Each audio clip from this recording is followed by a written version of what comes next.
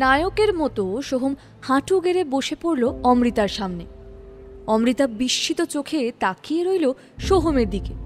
এসব কি পাগলের প্রলাপ বকছে সোহম? সোহমের এই নাটক দেখে অমৃতার যেন গা ঘিন ঘিন করে উঠল। কোনো বাড়তি কথা না বলে সে প্লে জোনের দিকে এগিয়ে যেতে গেল। অমৃতাকে এভাবে চলে যেতে দেখে সোহম ছুটে এসে অমৃতার পথ আগলে দাঁড়ালো। তারপর বলল, বিশ্বাস করো, এই কদিন আমি না ঠিক করে ঘুমোতে পেরেছি, না ঠিক করে খেতে পেরেছি। আমার কোনো বন্ধুর সঙ্গে দেখা পর্যন্ত করিনি। সব সময় মনে হতো আমার কিছুই ভালো লাগছে না। তোমাকে ছাড়া আমার দিন রাত সব কিছু কেমন যেন বিস্বাদ হয়ে গিয়েছিল। সেদিন ওই পার্টির ঘটনার পর থেকে আমি শুধু এক মনে তোমার কথাই ভেবে চলেছি। আমি তোমাকে ছাড়া বাঁচব না। নিজের মুখে যতটা সম্ভব সারল্য ফুটিয়ে তোলার চেষ্টা করল সোহম। অমৃতা বিষয়ে হতবাক হয়ে গিয়েছিল যে সোহম তাকে এত অপমান করেছে, এখন এইসব নাটক করে তার মন ভোলাতে চাইছে। সোহমের উপর তার যে বিরক্তি বিদ্বেষ, এই ঘটনায় তা যেন বহু গুণে বেড়ে গেল। সে হয়তো চাইলে সোহমকে অনেক কথাই বলতে পারত, কিন্তু সোহমের সঙ্গে কথা বলতে তার রুচিতে বাঁধছিল। তাই কোনো উত্তর না দিয়ে সে এগিয়ে যেতে গেল। প্লিজ আমার কথাটা শোনো অমৃতা, দেখো আমরা কিন্তু সব কিছু আবার নতুন করে শুরু করতে পারি। আমার সব কিছু ভাবা হয়ে গেছে।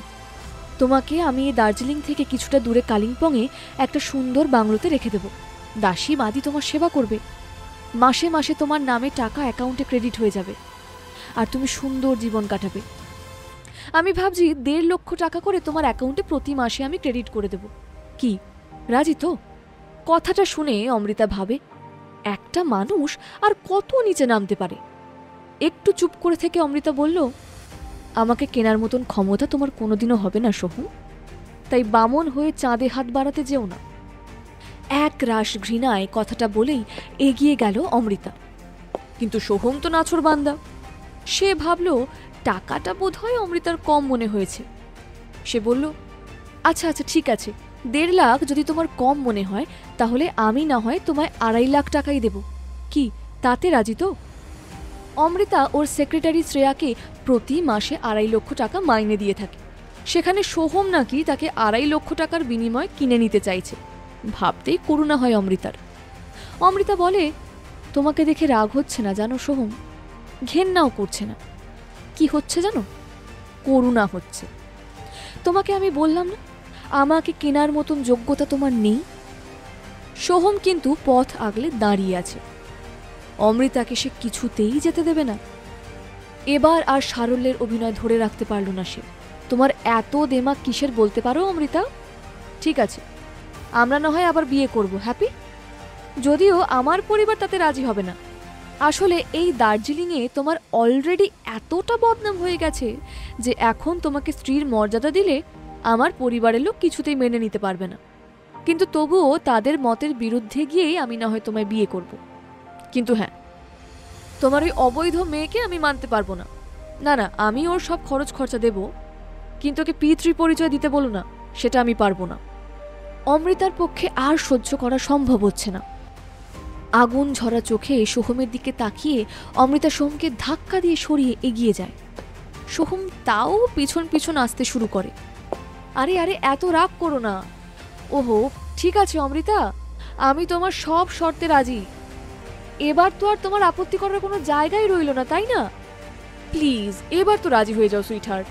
আর ঠিক তখনই হঠাৎ করে পিছন থেকে একটা জোরদার ধাক্কায় প্রায় ছিটকে পড়ল অমৃতা বেশ কিছুটা দূরে। করিডোরের কোণে রাখা একটা ফ্লাওয়ার ভাসে মাথা ঝুঁকে গেল ওর। চোখের সামনে যেন অজস্র ঝিঝি পোকা দেখতে পাচ্ছে। কোনো রকমে চোখ টানটান করে দেখল সামনে দাঁড়িয়ে আছে মনামি।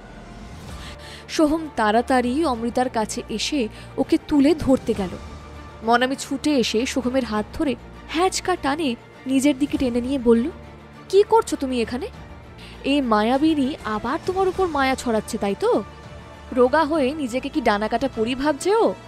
তোমাকে আমার কাছ থেকে কেড়ে নিতে চাইছে? কি ভেবেছে ও? পারবে ও আমাকে হারিয়ে তোমাকে জিতে নিতে? কখনো না, আমি কখনো সেটা হতে দেব না, কোনোদিনও হতে দেব না। ছোট থেকে আমি যা চেয়েছি ও সেটাই আমার থেকে কেড়ে নিয়েছে, আজও তাই চাইছে। কিন্তু সেটা যে আমি হতে দেব না কিছুতেই। তুমি শুধু আমার। সোহম ঝটকা দিয়ে মনামির হাত ছাড়িয়ে সরে আসে। ততক্ষণে প্রদ্যুৎ বাবু, সুলেখা দেবী আর সোহমের বাবা সুব্রত চ্যাটার্জিও এসে পড়েছেন। অমৃতাকে দেখে প্রদ্যুৎ বাবু বলেন, এ কি অমৃতা, তুমি এখানে? অমৃতা কিছু বলার মতন অবস্থায় নেই। তার মাথা তখনও ঘুরছে। আঘাতটা বেশ জোরেই লেগেছে। কি করছে ও এখানে বুঝতে পারছো না প্রদ্যুৎ? আমাদের সুখ শান্তি সব নষ্ট করতে এসেছে। নিশ্চয়ই কোনোভাবে খবর পেয়েছে যে আজ আমরা এখানে মনামি আর সোহমের বিয়ের পাকা কথা বলতে এসেছি, তাই ঠিক চলে এসেছে মনামির ঘর ভাঙতে। ওর তো চিরকালের এটাই স্বভাব, আমার মেয়েটার সুখ শান্তি নষ্ট করা। তারপর সুব্রত বাবুর দিকে তাকিয়ে সুলেখা দেবী নাটুকে কাঁদো কাঁদো গলায় বললেন, বিশ্বাস করুন সুব্রত বাবু, ছোট থেকে নিজের মেয়ের থেকে বেশি স্নেহ মমতায় মানুষ করেছি আমি এই অমৃতাকে, কিন্তু আজ মনে হচ্ছে বড় ভুল করে ফেলেছি। সাপের বাচ্চা সাপই হয়, আর আমি দুধ কলা দিয়ে সেই কালসাপকেই পুষেছি। ছি ছি ছি, আমি ভাবতে পারি না দার্জিলিংয়ে তো আমাদের মুখ দেখানোর উপায় রাখেনি এই মেয়ে। বিয়ের আগে প্রেগনেন্ট হয়ে সবার কাছে আমাদের মুখ ডুবিয়েছে, আর এখন এসেছে নিজের বোনের জীবন নষ্ট করতে। তারপর সুলেখা দেবী এগিয়ে গেলেন সোহমের কাছে। বাবা, ও তোমাকে ভুল বোঝাচ্ছে, সেটা তুমি বুঝতে পারছো না। আমি ঠিক বুঝেছি, নিশ্চয়ই ও এখন তোমাকে পুরনো সম্পর্কের দোহাই দিয়ে আবার নিজের কাছে ফিরিয়ে আনতে চাইছে, তাই তো? কিন্তু বাবা, আমি খুব ভালো করে জানি তুমি কাঁচ আর হীরের পার্থক্য বোঝো। ভুলে যেও না, ওর একটা মেয়ে আছে, ওর অবৈধ সন্তান। ওর পাতা ফাঁদে পা দিও না বাবা তুমি। আমার মনামি তোমাকে সুখে রাখবে, দেখো।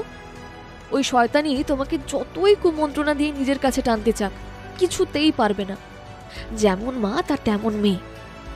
অমৃতা যে কথাগুলোর উত্তর দেবে তাও পারছিল না, কিন্তু তখনই সবাইকে অবাক করে প্রতিবাদ করে উঠল সোহম।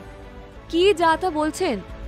একটা কথা ভালো করে শুনে নিন, এখানে অমৃতার কোনো দোষই নেই। আমি অমৃতাকে ভালোবাসি, আর অমৃতাও আমাকে ভালোবাসে। আমাদের মধ্যে এর আগে যত ভুল বোঝাবুঝি হয়েছে আমরা সেগুলো আর কন্টিনিউ করতে চাই না। আমরা নতুন করে জীবন শুরু করতে চাই। আরে আমার দাদুও তো তাই চাইতেন যে অমৃতার সঙ্গে আমি ঘর বাঁধি। এখন আমি ঠিক করেছি অমৃতাকে আবার বিয়ে করব, আর এটা আমি সম্পূর্ণ ঠান্ডা মাথায় ভেবে চিন্তে সিদ্ধান্ত নিয়েছি। মনামি পাগলের মতো ছুটে এলো। এ তুমি কি বলছো সোহম? ও তোমাকে নিশ্চয়ই কোনো তুকতাক করেছে, না হলে এমন কথা তুমি কি করে বলতে পারো? সোহম ধাক্কা দিয়ে সরিয়ে দেয় মনামিকে। মনামি মাটিতে পড়ে যায়, সেখানে বসেই কাঁদতে থাকে। যা বলছি ঠিক বলছি।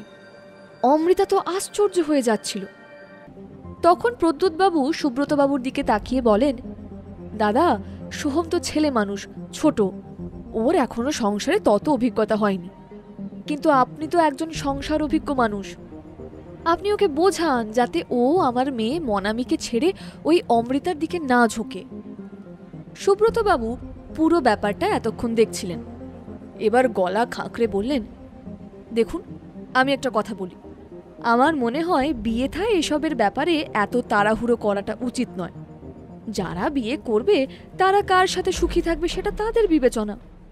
সেখানে আমরা নাক গলালে তারা কেউই সুখী হবে না। সোহম যদি অমৃতাকে বিয়ে করতে চায় তাহলে সেখানে আমরা বাধা দেবার কে? এ কথা বলে সুব্রতবাবু এগিয়ে যান অমৃতার দিকে। সুব্রতবাবু অমৃতার দিকে তাকিয়ে বলেন, মা অমৃতা, সোহম যা বলছে তা কি সত্যি? তুমি আর সোহম কি পরস্পরকে ভালোবাসো? তোমরা কি আবার বিয়ে করতে চাও? অমৃতা চোখ টান করে তাকায় সুব্রতবাবুর দিকে, তারপর স্পষ্ট স্বরে বলে, না, সোহমকে ভালোবাসার কথা আমি দুঃস্বপ্নেও ভাবতে পারি না। বিয়ে করা তো দূরের কথা। সুব্রতবাবু অবাক হয়ে তাকিয়ে রইলেন অমৃতার দিকে। হঠাৎ এরকম চেঞ্জ কেন? কি চলছে অমৃতার মনে? আজই ডাউনলোড করুন পকেট এফএম এর অ্যাপটি আর শুনতে থাকুন এক যে ছিল কন্যা। লিংকটি রয়েছে ডেসক্রিপশনে।